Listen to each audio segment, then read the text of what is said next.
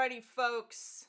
I am so pumped for today. I'm so excited. I can't wait to dive in to what we've got planned. Hello, welcome back to Adobe Live. My name is VooDoo Val, and I am going to be your host this morning for another Photoshop Daily Creative Challenge. I see familiar faces in the chat. I see Robert and Frank and Barbara, Annika, Fatima. It's good to see all of you folks. Thank you for joining me. We are kind of in the midst of the last week of our 2-week set of these challenges, which have so far been focused on our favorite pop culture TV shows. And today I think is going to be not only kind of an exploration of some really cool techniques and methods for creating graphics in Photoshop, but it's also kind of a deep dive or exploration of kind of the thought process and philosophy behind creating what we're going to be working on today. As the description says, we are going to be creating dynamic word marks, and this idea came from a lot of the wonderful word marks that you see when you select your favorite shows on Netflix. You'll notice that when you grab a show to watch and you see the tile screenshot of a scene from the show, you get information about the genre, about the actors and actresses who are in the show, you get the length of time it lasts, all that good information, and then you also see the title. But the title is never just text. It is also not a logo. It is a really dynamic, cool word mark for whatever show you are watching, and I love it. I think it's really great. I think it's an awesome touch, and we're gonna dive into one today that I really liked recently, and that is a cool movie called Day Shift. So if I pop over here into our starter file, this is what we've got. We've got a little placeholder word mark, which I thought was really cool, and I'm gonna just briefly turn on the screenshot of the show we're gleaning inspiration from today, or the movie, and what have you, is Day Shift. As I mentioned, it's got this really cool, like, retro vaporwave kind of vibe going. Jamie Foxx makes an excellent vampire hunter, and vampires. I'm VooDoo Val. Spooky stuff is right up my alley. But I really loved how this looked. The word shift kind of shifting into vampire fangs here for this little word mark. And it was kind of a big inspiration to me when I saw it, as it usually is when I open up a new show to watch. But we're going to kind of dive into how you might do something like this in Photoshop, and also the kind of things that I think about when I'm creating a graphic like this, so that you folks can not only follow along with me today and work on what I'm working on, but also have the tools and information necessary to do this again in the future for a completely different themed project, if you wish. So I'm going to go ahead and just hide our info for now, and I might leave our little word mark graphic up here in the corner, just so that we have a nice pretty little mark to look at. We'll add that to our list of finished word marks for the day. And the first one I'm going to do, hyper inspired on the Day Shift word mark, is going to be just kind of a vampire themed word, and I'm going to show you how I convert font and text and things into a shape and alter it. So the first thing I want to do is I'm going to hit T on my keyboard to access my type tool, and I'm just going to give it a little tap here on my canvas so that I can start editing some text. And I'm going to write the word vamp. Okay. And I'm going to use a font called, we could use Coven, or we could use Acer Bat. Acer Bat might be a good one to use. And I actually believe that this one is an Adobe font, so I feel like that's all the better. It's got these nice pointy letters, which I think works really well for the word that we're going for today. Another quick tip before we kind of dive into the meat of this, I would like to point out Adobe Fonts, which is an excellent resource, especially if you're following along with me today, because you can search visually on Adobe Fonts. So if we come over here, you can always type in the like the name of the font or a font foundry or something here in our little search bar. But you can also come over here. Let me bump myself to this other side of the screen. You can also come in here and look at the tags, and the tags are denoted visually, as I mentioned. So if you are looking for something, um, you know, along a certain line, something, you know, you have a client or you're working on a personal project or you're doing just some portfolio work and you want to create a word mark or logo or something involving text, but that text has to follow certain guidelines and have a certain theme. You can kind of come in here and do that. So if we wanted to do like a geometric font, we could select that. You can see how we get all of these, but maybe we want the font weight to be like really thick. We can do that, and you can see how it starts to really narrow down all of our choices. And so you can snag, I'm going to let you know what fonts I'm using today, but you can feel free to kind of explore here and snag something that works for you. And lastly, if you check out the font packs, this is a place I like to browse all the time. If I'm working on a project that has a particular theme, but I don't know how to find some good font pairings for it, looking at the font packs and checking out what kinds of fonts are kind of packaged up with a certain theme is a really great place to start. So like this Otherworldly Visions is a really like big favorite of mine here. It's got a definite vibe, and it's got a lot of fonts included that I myself maybe would not have the knowledge or know how to pair fonts for this particular theme, but seeing it in action, being able to click in here and look at some of the graphics and stuff that is presented with these fonts really helps me to put myself in the mindset of using a font in a particular manner. So definitely check that out. It's a great place to start to find some cool fonts and get your project going. But yeah, we're going to use the Acer Bat font today, and I'm just going to free transform and make this a little bit larger. And let's see, let's kind of throw this over here. I do like this. I think, I'm wondering if I kind of want this to be a little more pointed. I think I do have another font we could also try. Let's go ahead and we'll make this just slightly smaller. And I'm going to duplicate this with Control or Command J if you're working on a Mac. And I'm going to change this font to like Coven. I've always really loved Coven. Coven is a favorite of mine because it's extra pointy.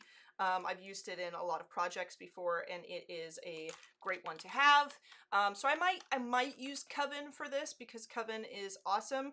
But it's really easy to kind of go through your fonts and figure out which ones would work because you can just hover over and preview. If I hold the space bar and just bump this over, I can actually preview all of these fonts as I go through and kind of find one that I like. But I will try Coven as well here. What I would like to do is kind of create a vampire fang motif with my letters here. And there's a lot of ways that you could do something like this. A lot of people create word marks in Illustrator, and they do a lot of pushing and pulling points and things. And for those of you who are in chat who maybe feel the same way as me, I really like to just stay in Photoshop, and there's a way that you can do that in Photoshop as well. So what we're going to do is with our word vamp here, let me bump this down just a little bit, is we are going to kind of vectorize this right quick because I want to pull out the stem of our M here to create a fang, and then I want to pull out a smaller one here for the end of the P. And then I feel like I'm not going to mess with these too much because they are quite sharp, which goes with our motif quite well. So I am going to actually hold Control, and I'm going to click the icon for my text layer here. And then I'm going to Control Shift in or Command Shift in if you're working on a Mac, and create myself a new layer.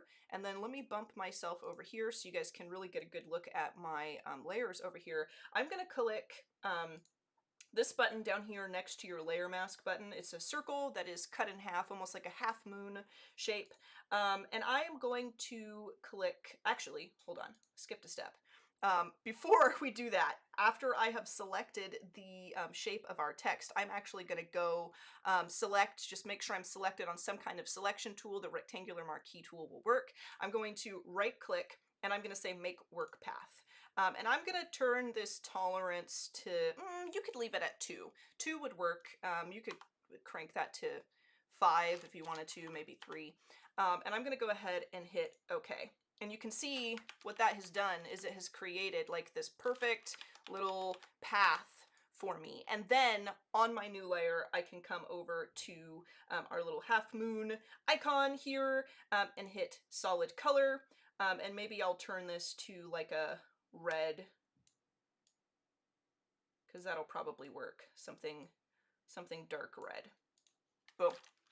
So now we have this color fill on here, and what I can actually do is I can start altering this. So I'm going to go ahead and just hide that text layer, so I'm just, working here. And I can select my pen tool, which is just P on your keyboard. We have, if you've been following along with these challenges recently, we have been using the curvature pen tool, so make sure to right click that tool and make sure you're selected on the pen tool. And you can kind of come in here and start adding points if you like, and then hold Control to, let me make sure that I'm selected only on this. I'll hold Alt and click just that point, and I should be able to, if I can. Hello? There we go. Hold Control and click our point, and then I'm going to just drag it out.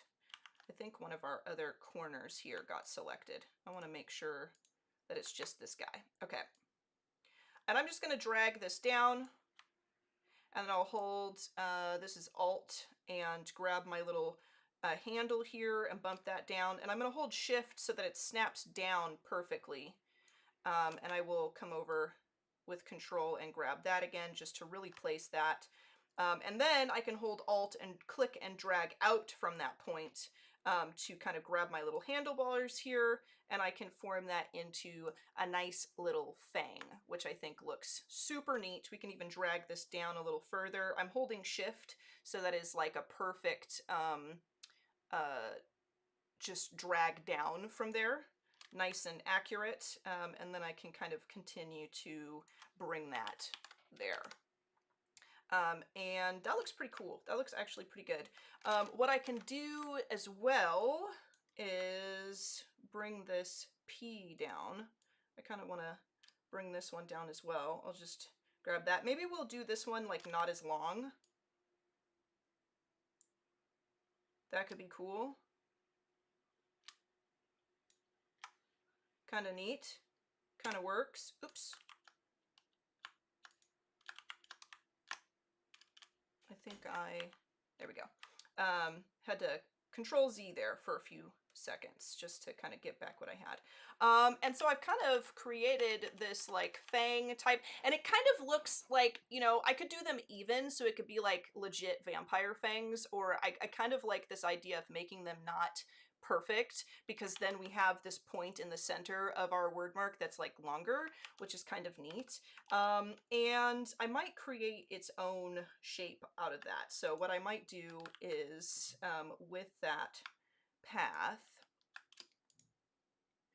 with everything here selected, if I can, yes indeed, is go ahead and do that again. So let me go Control Shift in, create a new layer, and I should be able to fill, boom, grab me another one that kind of, yeah, there we go.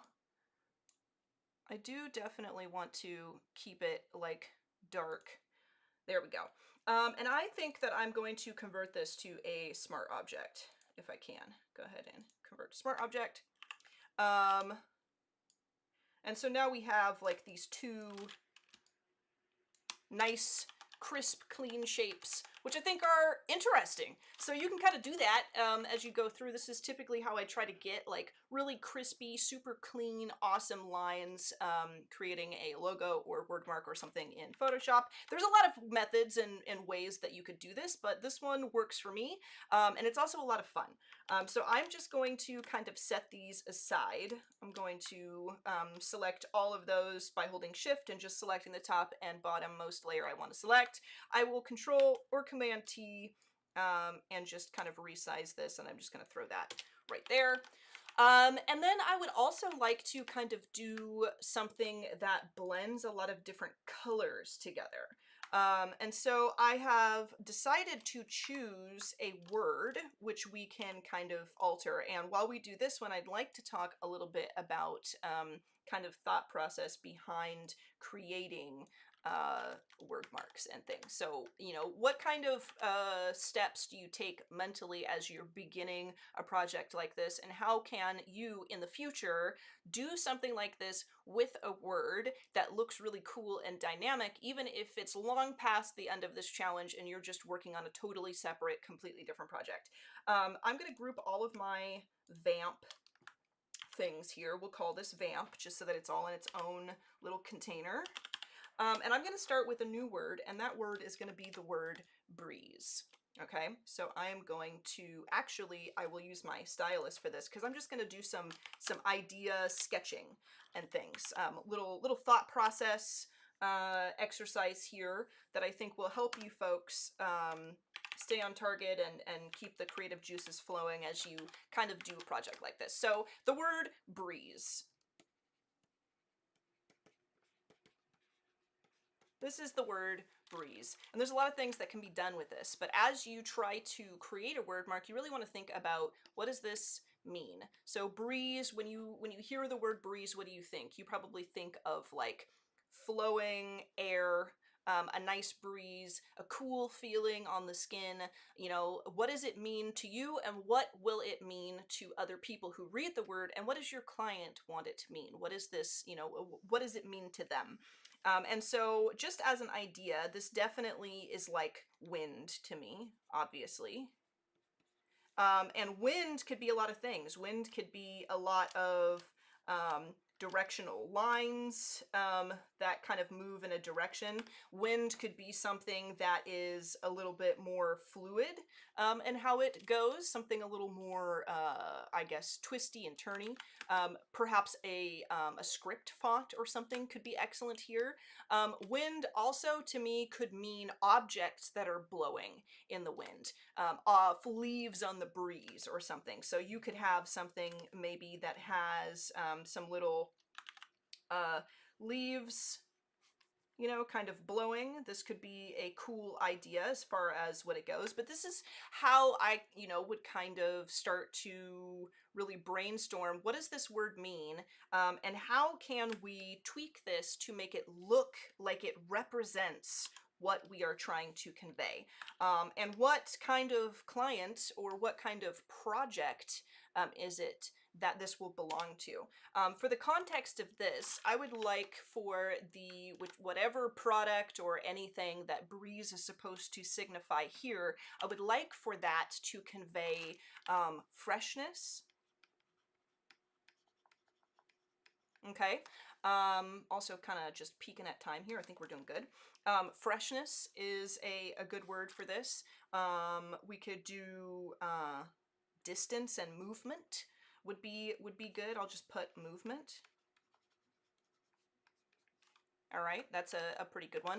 And then for colors, I think, you know, I'm using a blue color here for this one, but I think that blue would be good for breeze, because when you think of breeze, you may also see something like this in your head, you know? You might see some clouds, some happy sort of scene with hills and things like that. Something that really conveys like fresh air, outdoors, stuff like that. I feel like these are things that really come to mind when people would hear that word. So using a blue color would be really great. So we'll say, you know, colors.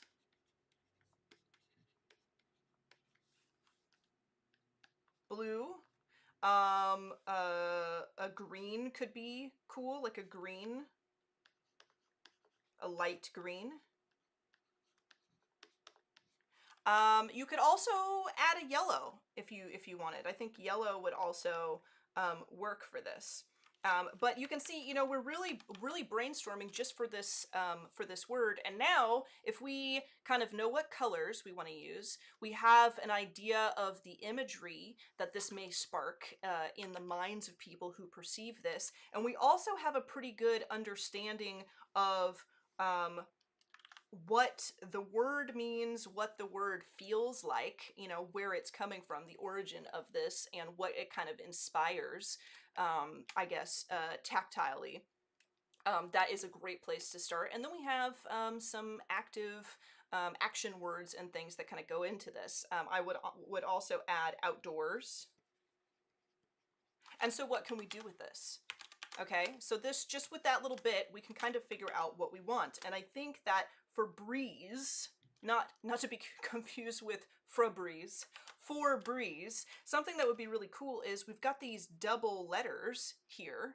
And so it would be neat to do some kind of ombre descending into a darker color or ascending into a lighter color with that. So something a little bit along the lines of this.